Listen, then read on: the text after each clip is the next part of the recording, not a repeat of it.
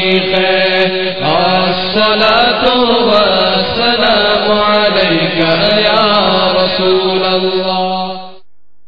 اعوذ باللہ من الشیطان الرجیم.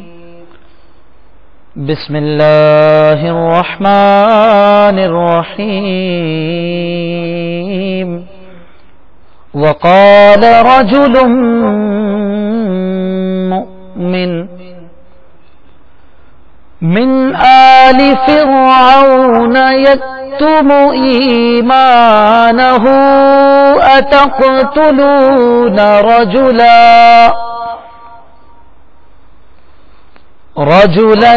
أن يقول ربي الله وقد جاءكم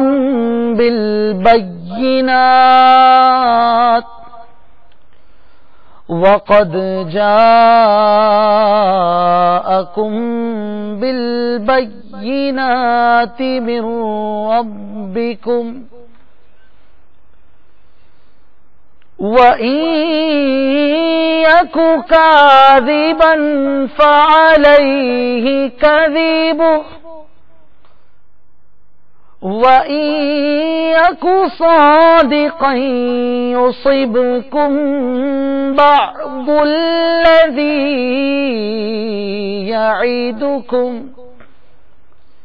إِنَّ اللَّهَ لَا يَهْدِي مَنْ هُوَ مسرف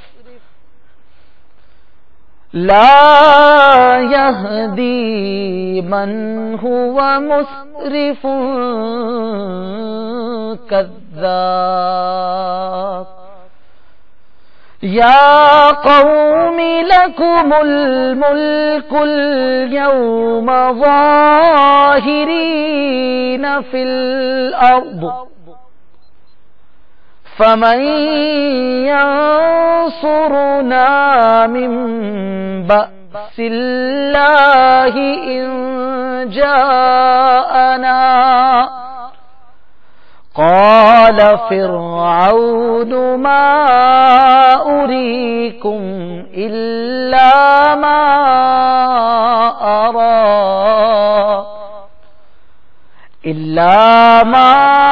أرى وما أهديكم إلا سبيل الرشاد. آمنت بالله صدق الله العظيم. صلوا علی الحبیب صلی اللہ تعالی علی. الحمدللہ عز و جل. ہم نے سورۃ المؤمن آیت نمبر 28 اور 29 کی تلاوت سماعت کی. آئیے اب مدنی مکالمے میں اس کا ترجمہ ہے کنز الایمان، جو کہ اعلیٰ حضرت امام احمد رضا خان علیہ رحمۃ الرحمن نے تحریر فرمایا ہے، اسے سننے کی سعادت حاصل کرتے ہیں. ترجمہ کنز الایمان. اور بولا فرعون والوں میں سے ایک مرد مسلمان کہ اپنے ایمان کو چھپاتا تھا، کیا ایک مرد کو اس پر مارے ڈالتے ہو کہ وہ کہتا ہے کہ میرا رب اللہ ہے، اور بے شک وہ روشن نشانیاں تمہارے پاس تمہارے رب کی طرف سے لائے، اور اگر بالفرض وہ غلط کہتے ہیں تو ان کی غلط گوئی کا وبال ان پر، اور اگر وہ سچے ہیں تو تمہیں پہنچ جائے گا کچھ وہ جس کا تمہیں وہ وعدہ دیتے ہیں. بے شک اللہ راہ نہیں دیتا اسے جو حد سے بڑھنے والا بڑا جھوٹا ہو. اے میری قوم، آج بادشاہی تمہاری ہے، اس زمین میں غلبہ رکھتے ہو، تو اللہ کے عذاب سے ہمیں کون بچا لے گا اگر ہم پر آئے.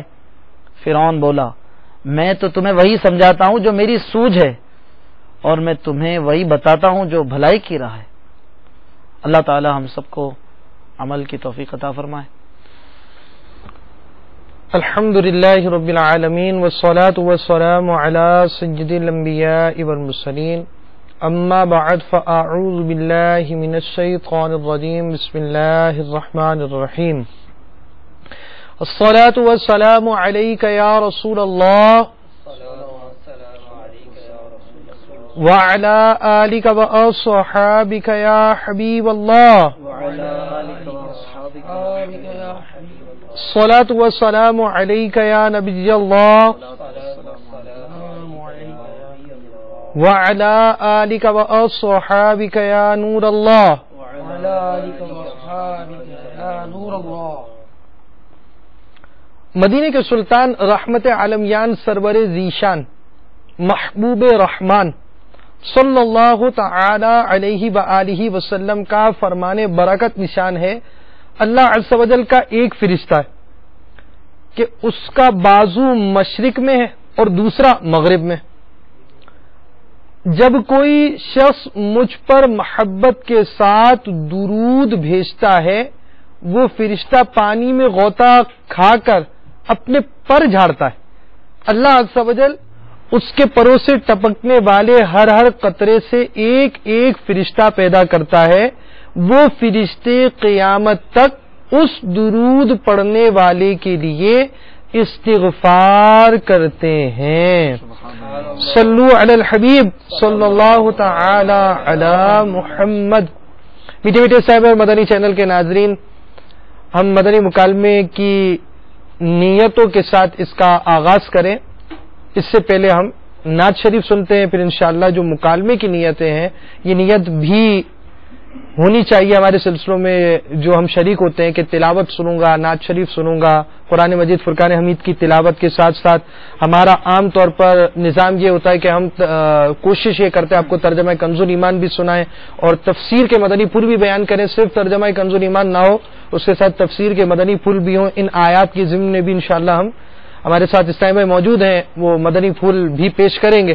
تو یہ سلسلہ انشاءاللہ جاری رہے گا. آئیے نعت شریف سنتے ہیں. صلو علی الحبیب صلی اللہ تعالی علی محمد. صلی اللہ علیک یا رسول اللہ وسلم علیک یا حبیب اللہ. پھر جا رہے ہیں اہل محبت کے قافلے، پھر یاد آ رہا ہے مدینہ حضور کا، پھر یاد آ رہا ہے مدینہ حضور کا. نبیوں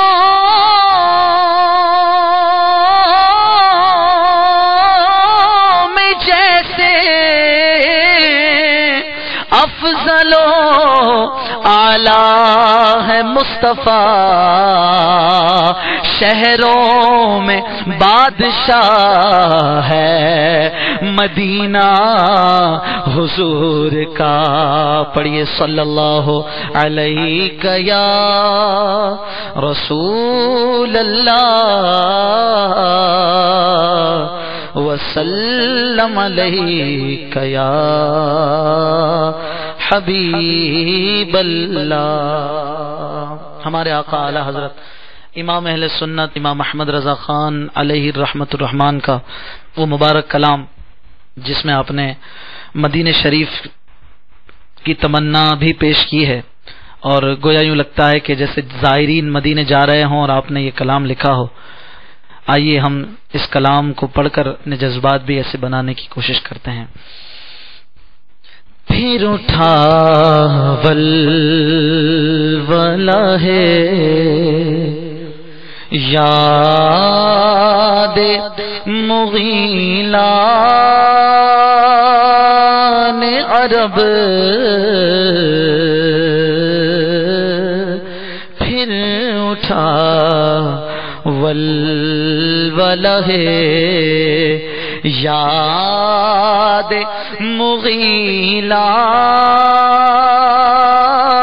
مغیلان عرب، پھر کھینچا دامن دل سوئے بیابان عرب، پھر اٹھا ولولہ ہے باغ فردوس کو جاتے ہیں ہزاران عرب باغ فردوس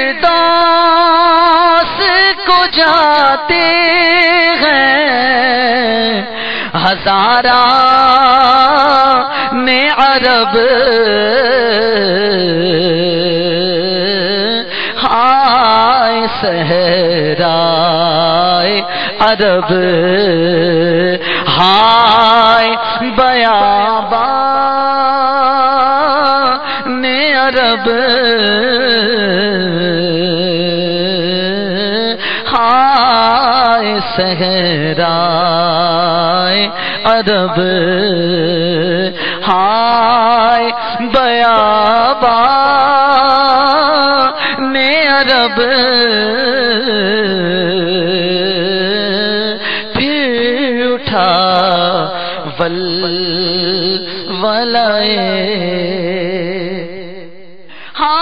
ہائے کس وقت لگی پھانس علم کی دل میں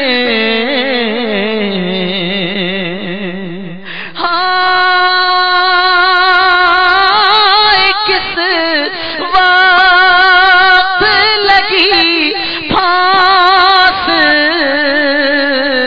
علم کی دل میں کہ بہت دور رہے خار مغیلہ نے عرب کہ بہت دور رہے خار مغیلہ نے عرب پھر اٹھا ولولہ ہے دل وہی دل ہے جو آنکھوں سے ہو حیران عرب دل وہی دل ہے جو آنکھوں سے ہو حیران عرب آنکھیں وہ آنکھیں ہیں جو دل سے ہو قربان عرب آنکھیں وہ آنکھیں ہیں جو دل سے ہو قربان عرب پھر اٹھا ولولہ ہے حسین یوسف پہ کٹی مصر میں انگشت زنا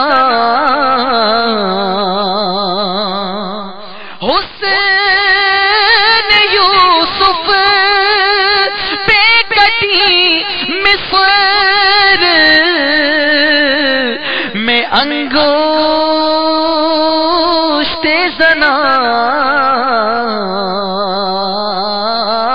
سر کٹاتے ہیں تیرے نام پہ مردان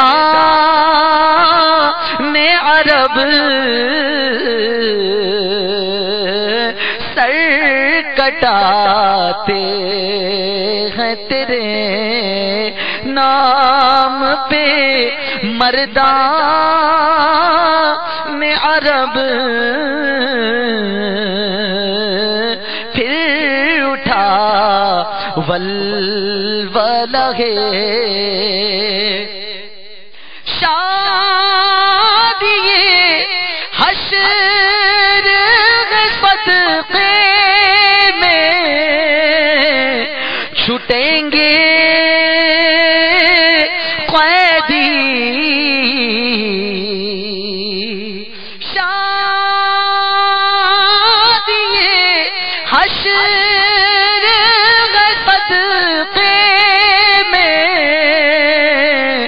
چھٹیں گے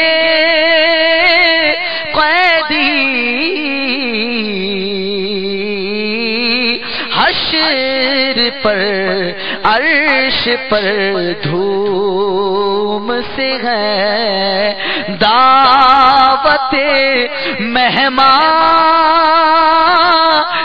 عرب عرش پر دھوم ہے دھوم سے ہے دعوت مہمان عرب پھر اٹھا ولولہ ہے چرچے ہوتے ہیں یہ کملائے ہوئے پھولوں میں چرچے ہوتے ہیں یہ کملائے ہوئے پھولوں میں کیوں یہ دن دیکھتے پاتے جو بیابان عرب کیوں یہ دن دیکھتے پاتے جو بیابان عرب پھر اٹھا ولولہ ہے ہاشت خلد آئے وہاں قصبے لطافت کو رضا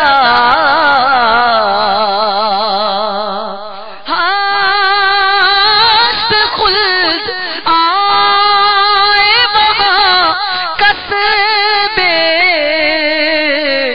لطافت کو رضا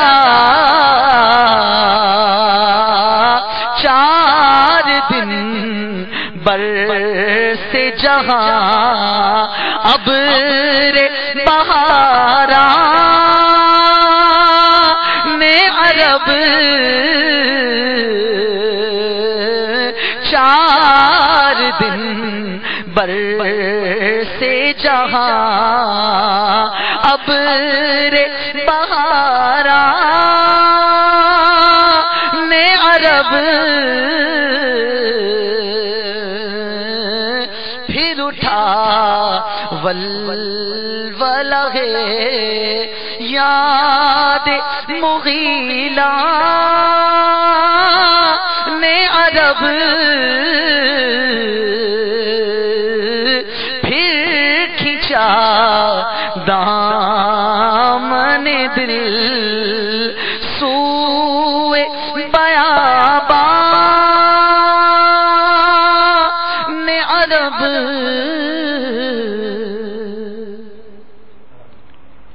صلو علی الحبیب صلی اللہ تعالی علی محمد. میٹھے میٹھے صاحب اور مدنی چینل کے ناظرین، فیضان سیدنا صدیق اکبر رضی اللہ تعالیٰ عنہ کے خصوصی سلسلے جاری ہیں، اور گزشتہ دن نگران شورا نے بھی بیان فرمایا، قرآنی واقعات کا بھی سلسلہ ہوا، اور اس کے بعد آج ہمارا مدنی مکالمہ، ویسے تو ہمارا ہر جمعہ مدنی مکالمہ جدول میں شامل ہے مدنی چینل کے، تو یہ خصوصی طور پر فیضان صدیق اکبر رضی اللہ تعالیٰ عنہ کے عنوان کے ساتھ ہمارے مختلف موضوعات کا سلسلہ رہے گا۔ اسی سلسلے میں شرکت سے پہلے اچھی اچھی نیتیں کر لیجئے کہ نیک و جائز کام میں جس قدر اچھی نیتیں زیادہ اسی قدر ثواب بھی زیادہ، اور نیت کرنے کا ایک فائدہ یہ بھی ہوتا ہے کہ علم دین حاصل کرنے کے آداب ملحوظ خاطر ہم رکھنا شروع کر دیتے ہیں، یعنی آپ یوں سمجھیے کہ گویا نیت کی برکت سے ادب علم دین کی طرف بھی ہم مائل ہو جاتے ہیں۔ تو یہ مدنی مکالمہ اللہ عز و جل کی رضا کے لیے کروں گا، اس میں شریک رہوں گا، سنوں گا۔ جہاں اللہ عز و جل کا نام آئے گا وہاں تعالی یا تبارک و تعالی کے کلمات کے ذریعے اللہ رب العالمین کی تسبیح و تحمید کروں گا۔ اسی طرح پیارے آقا مدینے والے مصطفیٰ صلی اللہ تعالی علیہ وآلہ وسلم کا ذکر خیر آئے یا صلو علی الحبیب کہا جائے تو درود شریف عرض کروں گا، یعنی صلی اللہ تعالی علی محمد کہوں گا۔ انبیاء کرام علیہ الصلوۃ والتسلیمات میں سے کسی کا ذکر ہوا تو علیہ السلام، صحابہ کرام علیہ رضوان میں سے یا سیدنا صدیق اکبر رضی اللہ تعالیٰ عنہ کا تو ذکر ہوگا انشاءاللہ عز و جل تو رضی اللہ تعالیٰ عنہ کہوں گا۔ اسی طرح بزرگان دین رحمہم اللہ المبین میں سے کسی کی بات ہوئی تو رحمت اللہ تعالی علیہ کہوں گا۔ ان کے جو واقعات بیان ہوئے ان کو اس روایت کے پیش نظر دوسروں کے آگے بیان کر کر ذکر صالحین کی برکتیں لوٹوں گا کہ عند ذکر صالحین تنزل الرحمہ، نیکوں کے ذکر کے وقت رحمت کا نزول ہوتا ہے۔ تو آج سیدنا صدیق اکبر رضی اللہ تعالیٰ عنہ کا خصوصیت کے ساتھ ذکر کروں گا، سنوں گا اور اس روایت سے حصہ حاصل کروں گا۔ اور آج کا ہمارا موضوع ہے صدیق اکبر کی انفرادی کوشش، یعنی سیدنا صدیق اکبر رضی اللہ تعالیٰ عنہ کی انفرادی کوشش، اور آپ بحیثیت مبلغ اس موضوع کے حوالے سے ہمارے مدنی مکالمے کا سلسلہ ہے۔ تو آپ کی سیرت کے اس گوشے سے جو مجھے مدنی پھول حاصل ہوں گے اس پر عمل کروں گا، دوسروں کو بھی عمل کی ترغیب دلاؤں گا، خود بھی انفرادی کوشش کروں گا، دوسروں کو بھی اس کی طرف رغبت دلاؤں گا، اور جو مدنی پھول بیان کیے گئے حتی المقدور ممکنہ صورت میں اس کو تحریر بھی کروں گا۔ الی غیر ذلک من نیات کثیرہ، جس قدر نیتیں کریں گے انشاءاللہ عز و جل اسی قدر ثواب بھی پائیں گے۔ اور عالم نیت اپنے ایک ایک عمل میں اچھی اچھی نیتیں کر سکتا ہے، زیادہ سے زیادہ نیتیں کر سکتا ہے۔ صلو علی الحبیب صلی اللہ تعالی علی محمد۔ اس سے پہلے کہ ہم قرآن مجید فرقان حمید میں جو آیات پڑھی گئی ان کے ذمے مدنی پھول کا سلسلہ ہو، ہم نے شیخ طریقت امیر اہل سنت کے چند یوں سمجھے کہ ایک مختصر سا مدنی گلدستہ چند مدنی پھولوں کو شامل کر کر رکھا ہے آپ کے لیے۔ پہلے ہم یعنی یوں سمجھے کہ مکالمے کا باقاعدہ آغاز امیر اہل سنت کے اس مدنی گلدستے سے کرتے ہیں، اور آگے انشاءاللہ ہم گویا امیر اہل سنت کے پیچھے پیچھے مدنی مکالمے میں آگے بڑھیں گے۔ صلو علی الحبیب صلی اللہ تعالی علی محمد۔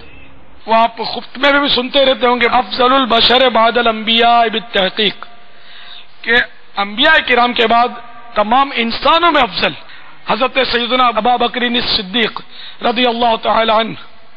تو یہ سب امتیوں میں سارے نبیوں کے بعد انسانوں میں یہ افضل ہے سیدنا صدیق اکبر رضی اللہ تعالیٰ عنہ۔ تو ان پر بس اب امتیوں کی فضیلت کا ان پر انتہا ہو گیا، ان سے بڑھ کر کوئی افضل نہیں ہو سکتا۔ صدیق یہ ولی کی سب سے اعلیٰ قسم ہے، اور یہ تو صحابی تھے، صحابی تو ویسے اولیاء کرام سے افضل ہوتے، تو یہ صدیق تھے، سب صحابہ سے افضل تھے۔ یہ ایک بار زبان کو نکال کر مروڑ رہے تھے، حضور کیا کر رہے ہیں؟ فرمایا کہ اس زبان نے مجھے ناکوں چنے چبوا دیے ہیں، ناکوں چنے چبوا دیے ہیں، یہ ایک محاورہ ہے، یہ نے مجھے بہت مصیبتوں میں ڈالا ہے۔ اللہ کے صدیق تھے، قطعی جنتی تو ہر صحابی ہے، یہ تو وہ جنتی ہیں کہ جو سرکار صلی اللہ تعالی علیہ وسلم سے براہ راست جنت کی بشارت یافتہ ہیں، یار غار بھی ہیں، یار مزار بھی ہیں، تو جنت میں کیسے جدا رہیں گے؟ انڈرسٹوڈ۔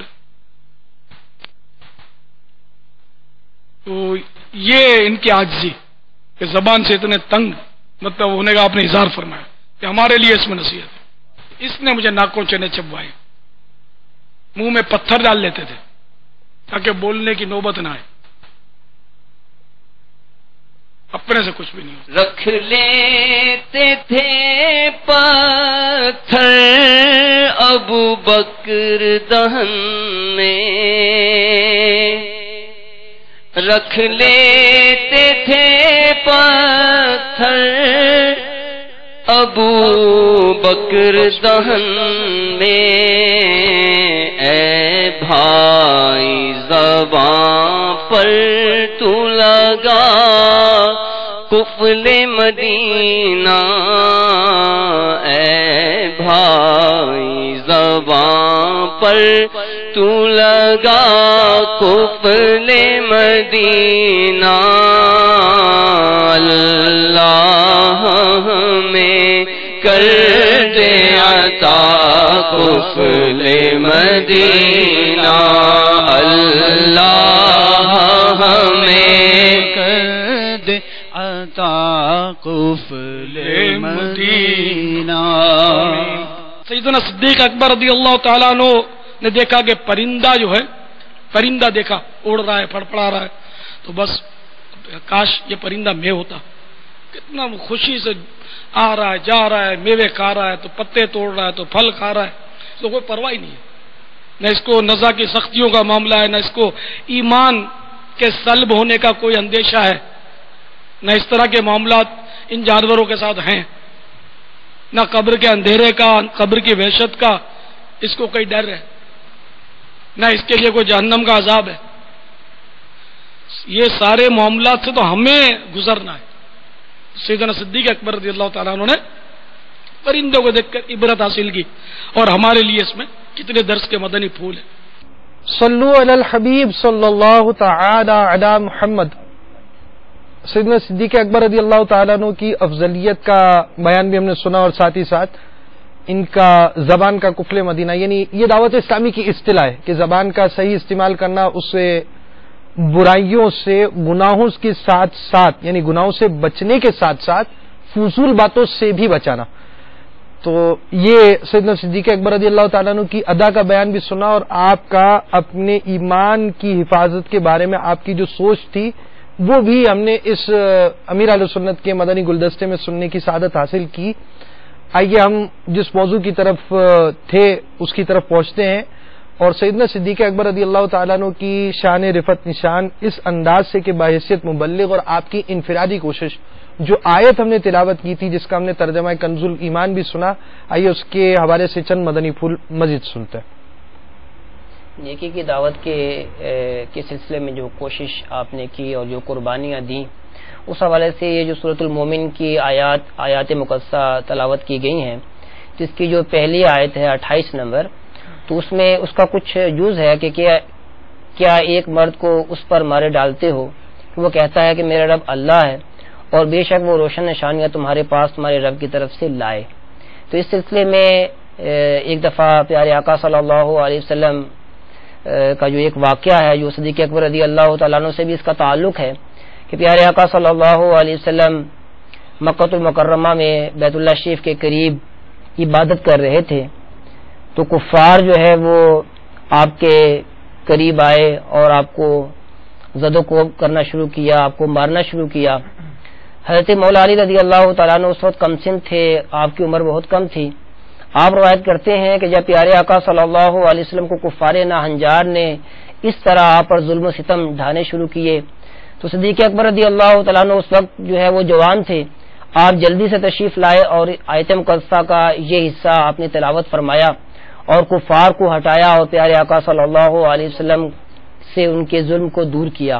تو اس طرح صدیق اکبر رضی اللہ تعالیٰ عنہ نے نیکی کی دعوت کے سلسلے میں جو ہے وہ قربانیاں دیں. جب آپ نے پیارے آقا صلی اللہ علیہ وسلم کو کفار کے ظلم سے جو ہے وہ بچایا، تو اس وقت جو ہے وہ کفار نے آپ کو مارنا شروع کر دیا. اتنا آپ پر جو ہے وہ ظلم کیا کہ آپ کا پورا جسم جو ہے لہولہان ہو گیا، اور آپ کی داڑھی کے، آپ کے سر کے بال انہوں نے نوچنا شروع کر دیے، اور آپ اس طرح جو ہے آپ پر بھی جو ہے وہ ظلم و ستم کیا گیا. یعنی سیدنا صدیق اکبر رضی اللہ تعالیٰ عنہ کا جو ابتدائی مرحلہ تھا اس میں قربانیوں کا پہلو اور دین کے لیے قربانیاں، یعنی ایک تو یہ پہلو آپ کا آیا دین کے لیے آپ کی قربانی کا، اور غیر مسلم کا ان کے ساتھ کیا سلوک رہا، اور غیر مسلمین کی طرف سے جو آنے والے ظلم و ستم تھے اس میں کیا آپ کی تدابیر رہیں۔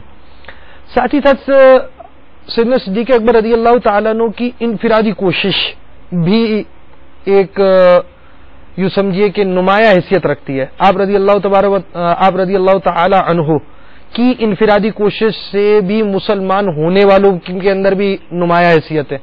ساتھ ہی ساتھ آپ رضی اللہ تعالی عنہ اس معاملے کے اندر بالکل ایک منفرد حیثیت رکھنے والے تھے، اور یہ پورا واقعہ شیخ طریقت امیر اہل سنت نے اپنی کتاب عاشق اکبر دعوت اسلامی کے اشاعتی ادارے مکتبۃ المدینہ سے یہ کتاب حاصل کی جا سکتی ہے۔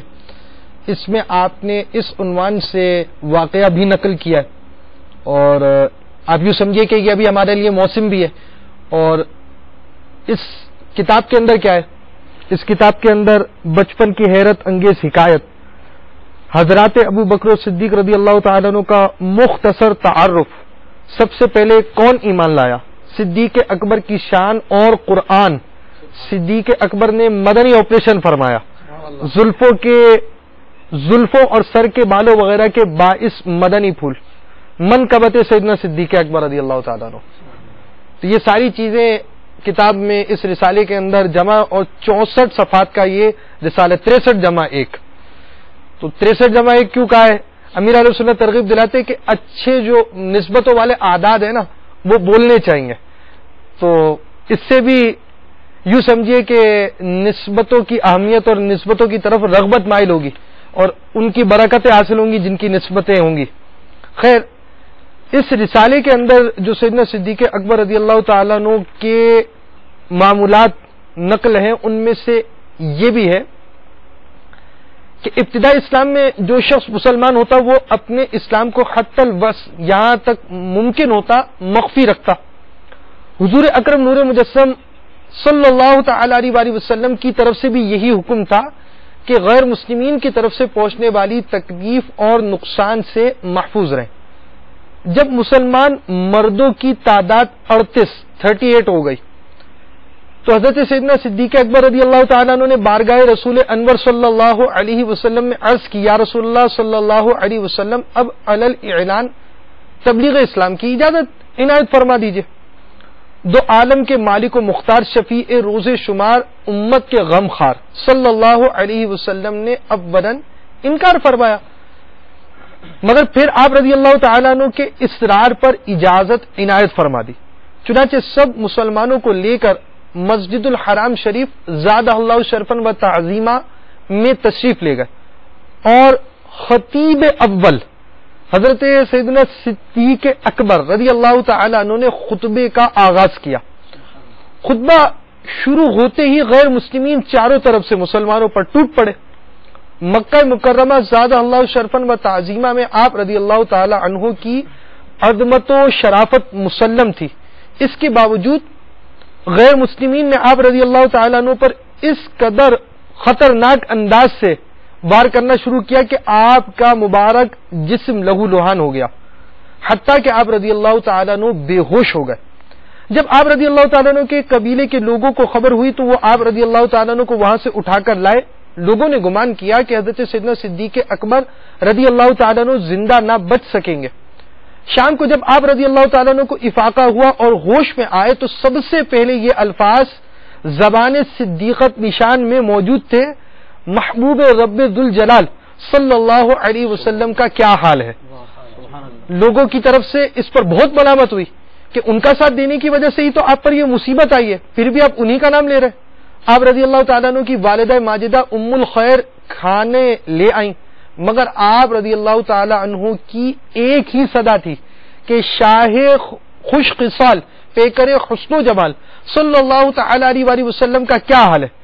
والدہ محترمہ نے لا علمی کا اظہار کیا تو آپ رضی اللہ تعالی عنہ نے فرمایا کہ ام جمیل رضی اللہ تعالی عنہا حضرت سیدنا عمر رضی اللہ تعالی عنہ کی بہن سے دریافت کیا جائے۔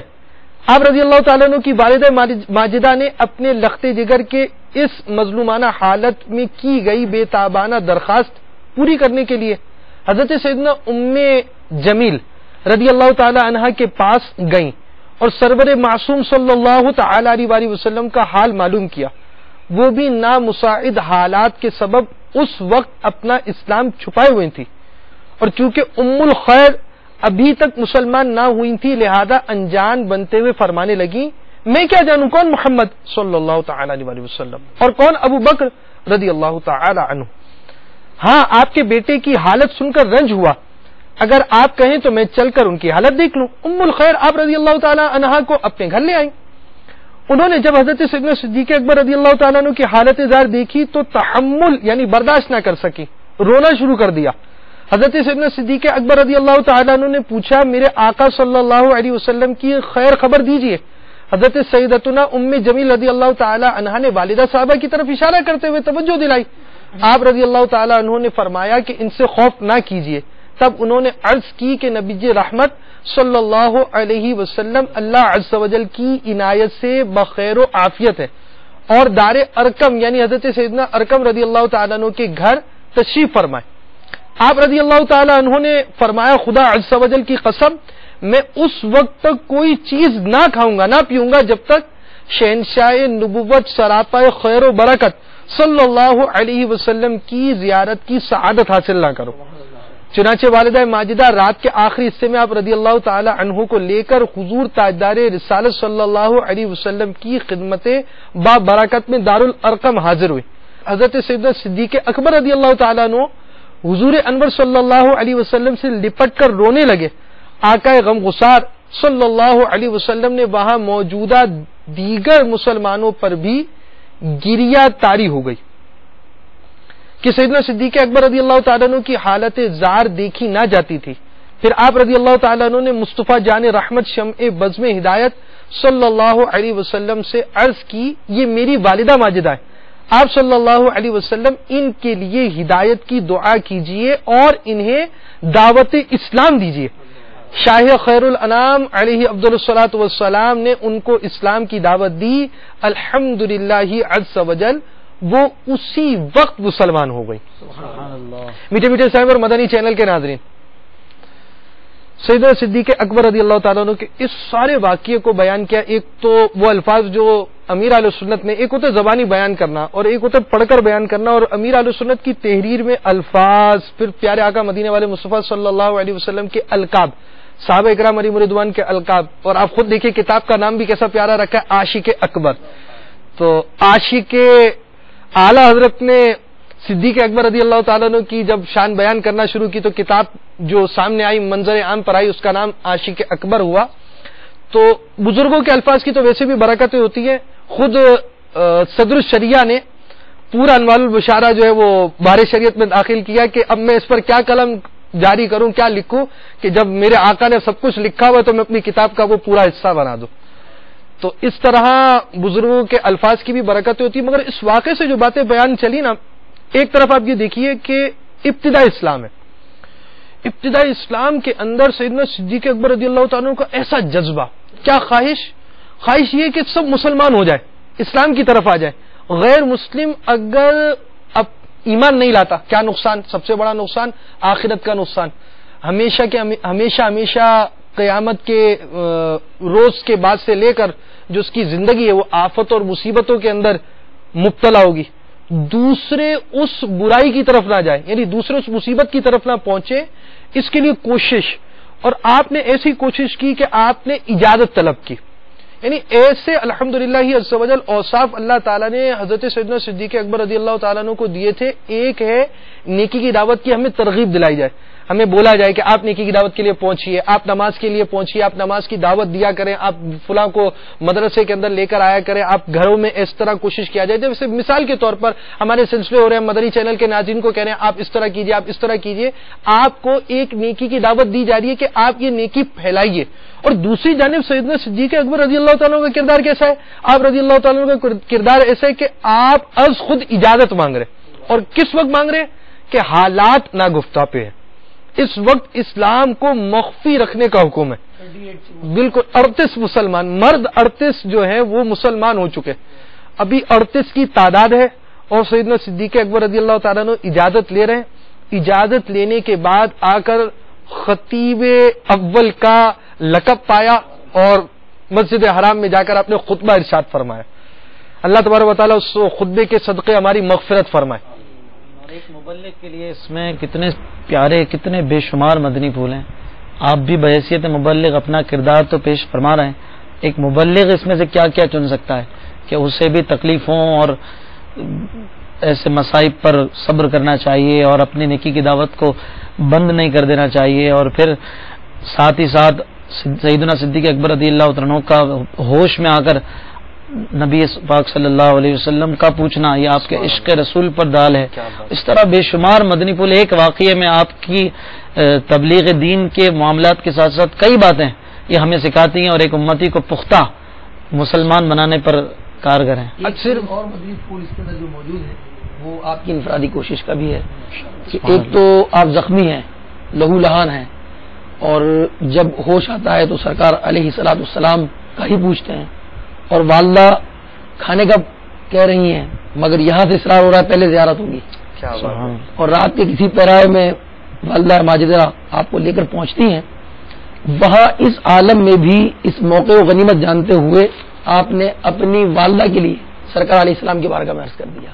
اچھا, اس میں جیسے اب ہمارا مدنی پھول چل رہا ہے نا, ابھی بیان کیا گیا کہ ایک ہوگا مبلغ کے لیے مدنی پھول ہوگا, عمومی طور پر بھی اس میں مدنی پھول ہوگا نا جی, یعنی ایک طرف سے مبلغ کا ہونا ہی ضروری نہیں. اب بات کریں معاشرے کے ہر فرد کی نا, ہر مطلب مدنی چینل کے ناظرین جتنے بھی مسلمان دیکھ رہے ہیں, ہر مسلمان اس پر غور کرے کہ ایک اسلام نے ایک نعمت دی ہے, ایمان دی ہے. مطلب ہمیں اللہ عز و جل کی طرف سے ایسا فضل, اللہ رب العالمین کے فضل سے ایمان ملا, اس کا احسان ہے ہم پر. یہ ایمان ملا کتنی پیاری نعمت ہے, اور اس نعمت کے حصول کے بعد سیدنا صدیق اکبر رضی اللہ تعالیٰ کا جذبہ کیا ہے, یہ شمع اور روشن ہو, یہ دین کی دعوت اور پھیلے, راہ خدا عز و جل میں کوشش کرنے والوں کی تعداد بڑھے, اللہ رب العالمین کی عبادت کرنے والوں کی تعداد بڑھے. اب میں بھی ایک مسلمان ہوں, مدنی چینل کے ناظرین جو اس وقت دیکھ رہے ہیں, مسلمان ہونے کی حیثیت سے میرا کیا کردار ہونا چاہیے, میرے دل میں کتنی جذبہ ہونا چاہیے. ایک طرف دوسروں کی خیر خواہی, میں اپنے آپ سے سوال کروں, مدنی چینل کے ناظرین اپنے آپ سے سوال کریں, بحیثیت مسلمان اپنے گھر والوں کی خیر خواہی کے لیے میرا کیا ذہن ہے, اپنے بھائی کی خیر خواہی کے لیے کیا ذہن ہے, اپنے رشتہ دار کی خیر خواہی کے لیے کیا ذہن ہے, اپنے پڑوسی کی خیر خواہی کے لیے کیا ذہن ہے, اپنے آفس میں جو ساتھ بیٹھا ہے اس کی خیر خواہی کے لیے کیا ذہن ہے, اپنے school fellow, college fellow, university fellow کے ساتھ خیر خواہی کا ہمارا کیا ذہن ہے کہ ایمان کی دولت جو مجھے حاصل ہوئی اور اس نعمت سے اللہ تعالیٰ نے مجھے سرفراز کیا, اب مجھے اس نعمت کی شمع کو کس انداز سے پھیلانا چاہیے. تو ایک مبلغ ہی نہیں, مبلغ کے لیے بالخصوص ہر مسلمان کے لیے اس واقعے کے پہلے حصے میں درس ہے, آگے مزید بھی جو سلسلہ ہے. دوسرا تو آپ نے باپو نے جو اس پہ گفتگو شروع کر دی کہ جب آنکھ کھلی ہے تو اب کھانا موجود ہے, والدہ موجود ہیں, کھانا لے کر آئی ہیں, اور اب اصرار یہ ہے کہ کھانے سے پہلے دیدار چاہیے. واقعی مطلب وہ انہی کا حصہ تھا, وہ انہی کے عشق کی علامت تھی, انہی کی کوششیں تھی, اور انہی کی ایسی برکتیں کہ اس موقع پر بھی کچھ نہ کھایا جب تک ملاقات نہ ہو گئی. اور جب ملاقات ہو گئی اس وقت انفرادی کوشش جو ہے کا بھی موقع ہاتھ سے جانے نہ دیا کہ عرض کیا یا رسول اللہ یہ میری والدہ ماجدہ ہیں, ان کی ہدایت کے لیے دعا کر لیں. سبحان اللہ. اور یہ انفرادی کوشش ان کی قبول ہوئی اور یہاں سے نگاہ کرم ہوئی اور آپ ایمان لے آئیں. سبحان اللہ. اور نہ صرف والدہ ماجدہ کے ایمان لانے پر صدیق اکبر رضی اللہ تعالیٰ عنہ کا حصہ ہے, بلکہ والد ماجد کے حوالے سے بھی جو ہے وہ ایمان لانے پر آپ ہی کی انفرادی کوشش شامل ہے. اور نہ صرف آپ کے والدین بلکہ اور بھی کئی صحابہ کرام جو ہیں وہ آپ کی انفرادی کوشش سے ایمان لائے. اور اس میں ایک پہلو اور موجود ہے کہ جب آپ مسلمان ہوئے اور مسلمان ہونے کے بعد انفرادی کوشش آپ نے فوراً شروع کر دی. مبلغ کے لیے یہاں یہ مدنی پھول ہے کہ مبلغ کو جب کوئی نیکی کی بات پہنچ جائے کوشش کرے کہ وہ اس نیکی کی دعوت کو, اس نیکی کی بات کو اس مدنی پھول کو فوراً اپنے دوسرے اسلامی بھائی تک پہنچائیں. جب آپ ایمان لے کر آئے اس کے بعد آپ اپنے دوستوں میں گئے, ان میں حضرت عثمان غنی رضی اللہ تعالیٰ عنہ, حضرت طلحہ, حضرت سعد اور حضرت زبیر رضی اللہ تعالیٰ عنہ, آپ کو کی انفرادی کوشش ہوئی اور پھر یہ سب کے سب بھی ایمان لے آئے. سبحان اللہ. تو آپ کی انفرادی کوشش الحمدللہ یہ جید صحابہ کرام جو ہیں وہ ایمان کی دولت سے مشرف ہوئے.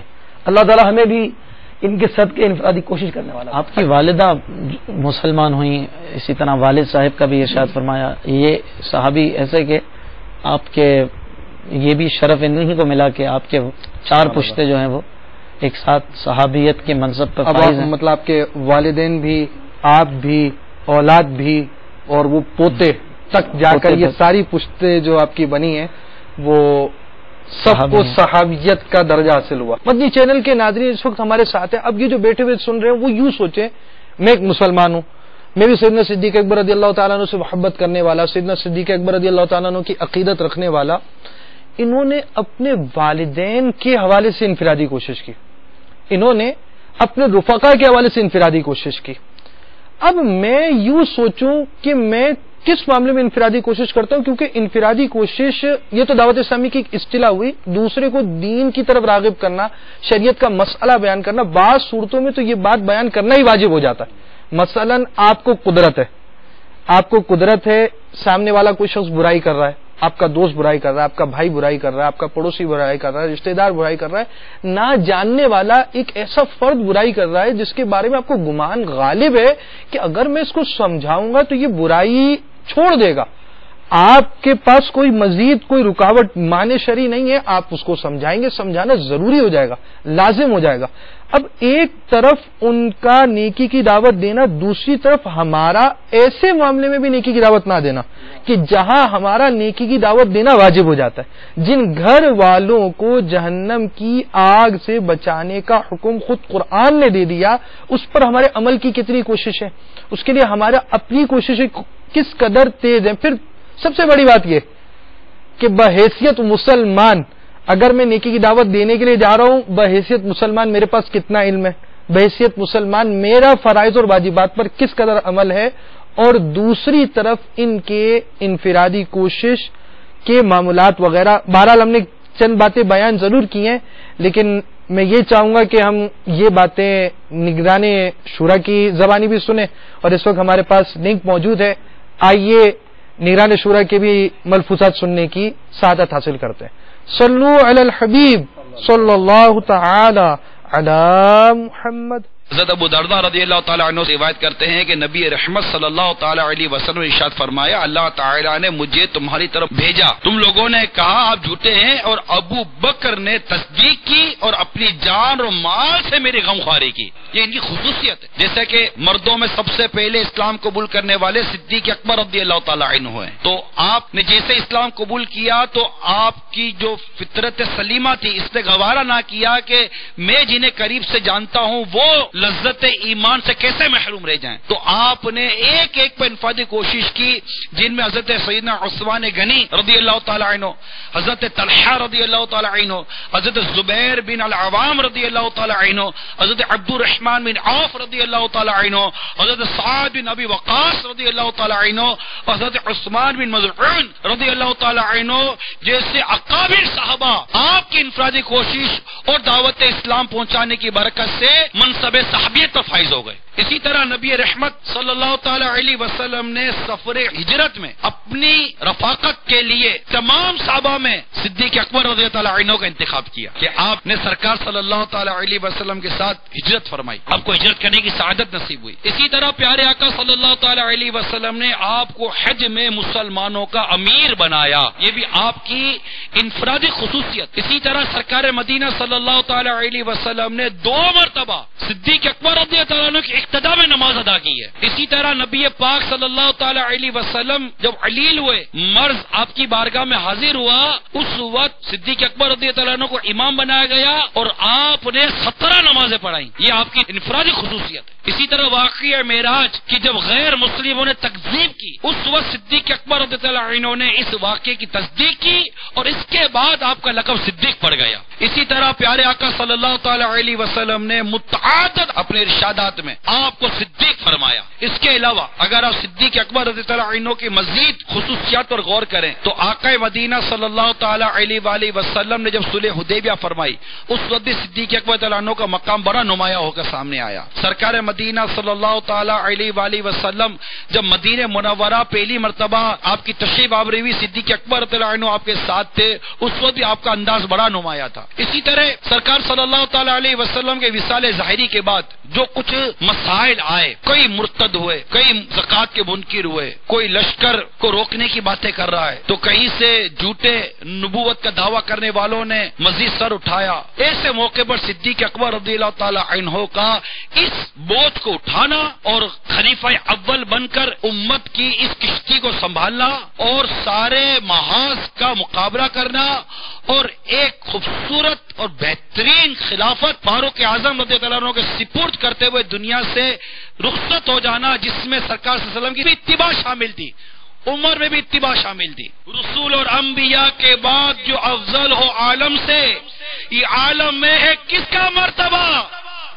صدیق اکبر کا. مشیر رسول انور عاشق شاہ بحر و بر حضرت سیدنا صدیق اکبر رضی اللہ تعالی عنہ فرماتے ہیں مجھے 3 چیزیں پسند ہیں. وہ 3 چیزیں کیا ہیں؟ پیارے آقا صلی اللہ تعالی علیہ وسلم کے چہرے پر انوار کا دیدار کرتے رہنا, آپ صلی اللہ تعالی علیہ وسلم پر اپنا مال خرچ کرنا, آپ صلی اللہ تعالی علیہ وسلم کی بارگاہ میں حاضر رہنا. یہ 3 باتیں سیدنا عاشق اکبر صدیق اکبر رضی اللہ تعالی عنہ کو بے حد پسند ہے, جس کا اظہار آپ نے فرمایا. اور صدیق اکبر رضی اللہ تعالی عنہ سرکار صلی اللہ تعالی علیہ وآلہ وسلم کے ساتھ کثرت کے ساتھ رہے. سفر و حضر میں رفاقت حبیب صلی اللہ تعالی علیہ وسلم نصیب رہی, یہاں تک کہ غار ثور کی تنہائی میں آپ رضی اللہ تعالی عنہ کے سوا کوئی اور زیارت سے مشرف ہونے والا ہی نہ تھا. کیا گری تھی وہ کہ جب سرکار صلی اللہ تعالی علیہ وآلہ وسلم نے اپنے اس عاشق صادق کو لیا اور ہجرت کا سفر کیا اور غار ثور کے اندر قیام ہوا, 3 دن سرکار صلی اللہ تعالی علیہ وسلم اور آپ کے عاشق یار غار صدیق اکبر رضی اللہ تعالیٰ عنہ آپ کے ساتھ, کوئی اور تھا ہی نہیں. جب غار کی طرف سفر تھا جس میں صدیق اکبر رضی اللہ تعالیٰ عنہ گویا کہ ڈھال بنے رہے آقا مدینہ صلی اللہ تعالی علیہ وسلم کے لیے, کہ کبھی دائیں جاتے, کبھی بائیں جاتے, کبھی یہاں جاتے, کبھی وہاں جاتے. سرکار مدینہ صلی اللہ تعالی سے ارشاد فرمایا ابو بکر رضی اللہ تعالی عنہ یہ کیا کر رہے ہیں؟ عرض کی یا رسول اللہ صلی اللہ تعالی علیہ وسلم ڈر ہے کہ کہیں دشمن یہاں سے آپ پر حملہ نہ کر دے, کبھی ڈرتا ہوں کہ یہاں سے حملہ نہ کر دے, کبھی ڈرتا کبھی یہاں سے حملہ نہ کر دے, کہیں میرے آقا صلی اللہ علیہ وسلم کو دشمن تکلیف نہ پہنچا دے, اس لیے کبھی یہاں جاتا ہوں تو کبھی یہاں جاتا ہوں, کبھی یہاں جاتا ہوں, کبھی یہاں جاتا ہوں. اپنے کندھوں پر سرکار صلی اللہ تعالی وسلم کو سوار کر کے غار کی طرف لے گئے. بیاں ہو کس زبان سے مرتبہ صدیق اکبر کا ہے یار غار محبوب خدا صدیق اکبر کا. بڑا مشہور غزوہ تبوک کا واقعہ کہ پیارے آقا صلی اللہ تعالی علیہ وسلم نے اپنے امت کے اغنیاء یعنی مالداروں اور ارباب ثروت یعنی دولت مندوں کو حکم دیا کہ وہ رب العباد عز و جل کے راستے میں جہاد کے لیے مالی امداد بڑھ چڑھ کر حصہ لیں تاکہ مجاہدین اسلام کے لیے خورد و نوش یعنی کھانے پینے اور سواریوں کا انتظام کیا جا سکے. محبوب رحمان شاہ کون و مکان صلی اللہ تعالی علیہ وسلم کے اس فرمان رغبت نشان کی تعمیل کرتے ہوئے جس ہستی نے راہ خدا عز و جل کے لیے اپنی ساری دولت بارگاہ رسالت صلی اللہ تعالی علیہ وسلم میں پیش کی, وہ صحابی عاشق اکبر حضرت سیدنا صدیق اکبر رضی اللہ تعالی عنہ ہوتے. آپ نے گھر کا سارا مال و متاع پیارے آقا صلی اللہ تعالی وسلم قدموں میں ڈھیر کر دیا. نبی مختار دو عالم کے تاجدار شہنشاہ ابرار صلی اللہ تعالی علیہ وسلم نے اپنے یار غار کے اس ایثار کو دیکھ کر استفسار فرمایا کیا اپنے گھر بار کے لیے بھی کچھ چھوڑا؟ باسط ادب و احترام عرض گزار ہوئے ان کے لیے میں اللہ عز و جل اس کے رسول کو چھوڑ آیا ہوں. پروانے کو چراغ تو بلبل کو پھول بس, صدیق کے لیے ہے خدا کا رسول بس. سبحان اللہ. سیدنا صدیق اکبر رضی اللہ تعالیٰ عنہ کی شان رفعت نشان اور اس کے حوالے سے مدنی پھول جاری, اور اسی میں ہمارا جو ایک موضوع آیا کہ آپ ایک اہل ثروت فرد تھے, تو ایک اہل ثروت ہونے کی حیثیت سے آپ کی انفرادی کوشش کا انداز کیا تھا؟ جب صدیق اکبر رضی اللہ تعالیٰ عنہ نے اسلام قبول کیا تو یہ بھی آپ کو اولیت حاصل ہے کہ مردوں میں سب سے پہلے آپ نے اسلام قبول کیا ہے. اسلام قبول کرتے ہی آپ نے نیکی کی دعوت کی دھوم مچا دی. کیونکہ مکے کے اندر آپ صاحب ثروت تھے، آپ کا ایک مقام تھا، ایک مرتبہ تھا، آپ ایک شخصیت کی طرح تھے. لوگ آپ کے پاس آ کے اپنے جھگڑوں کے فیصلے کروایا کرتے تھے. آپ کے دوست بھی جو ہے وہ شخصیات والے تھے، صاحب ثروت تھے. آپ نے جب انفرادی کوشش کی تو ایسی 5 ہستیاں دائرہ اسلام میں داخل ہوئیں جن کی خدمات اسلام کے اندر ایک زرعی باب کا اضافہ ہے. ماشاءاللہ. ان میں حضرت عثمان غنی رضی اللہ تعالیٰ عنہ ہیں، حضرت عبد الرحمن بن عوف ہیں، حضرت سعد بن ابی وقاص ہیں، حضرت زبیر بن عوام ہیں اور حضرت طلحہ بن عبید اللہ ہیں. ان 5 شخصیات کو اشرہ مبشرہ جو اشرہ مبشرہ صحابی ہیں، 10 ایسے صحابی جن کو پیارے آقا صلی اللہ علیہ وسلم نے دنیا کے اندر ہی جنت کا معاہدہ سنا دیا تھا، تو ان میں ان کا بھی شمار ہے. اور ان میں حضرت عثمان اور حضرت طلحہ بن حضرت عبد الرحمن بن عوف رضی اللہ تعالیٰ عنہما، یہ 2 ایسی ہستیاں ہیں کہ جو صاحب ثروت تھیں اور انہوں نے اپنے دولت کے خزانے اسلام کی اشاعت کے لیے جو ہے وہ کھول دیے تھے. ماشاءاللہ. اور انہوں نے جو خدمات سر انجام دی ایک زمانہ جانتا ہے. تو معلوم ہوا کہ جو آدمی صاحب ثروت ہو، جو شخصیت ہو، اسے چاہیے کہ وہ اپنے جو اہل کے لوگ ہیں ان پر خوب جو ہے انفرادی کوشش کرے، ان کو اسلام کی طرف مائل کرے کہ نہ جانے ہماری انفرادی کوشش سے کون سا ایسا شخص اسلام کی ترقی کا موجب بن جائے جس کو ہم بھی دیکھ کر رشک کریں. یعنی ہر منصب والا اپنے منصب والے کو بلائے. یوں سمجھیے کہ جس کا جیسا منصب ہے اس کو منصب والے کو دعوت دے، وکیل ہے تو وکیل کو دعوت دے، ڈاکٹر ہے تو ڈاکٹر کو دعوت دے، ٹیچر ہے تو ٹیچر کو دعوت دے. تو ہماری اس وقت سارا موضوع جو چل رہا ہے وہ نثر میں چل رہا ہے، کچھ نظم کی طرف بھی چلتے ہیں. اور سیدنا صدیق اکبر رضی اللہ تعالیٰ عنہ کے فیضان سیدنا صدیق اکبر رضی اللہ تعالیٰ عنہ کا خصوصی سلسلہ ہے، تو منقبت بھی سیدنا صدیق اکبر رضی اللہ تعالیٰ عنہ کی سنا دیجیے. سبحان اللہ. صلو علی الحبیب صلی اللہ تعالی علیہ وسلم. شہنشاہ سخن مولانا حسن رضا خان صاحب علیہ رحمہ کا یہ کلام ہے. بیاں ہو کس زبان سے مرتبہ صدیق اکبر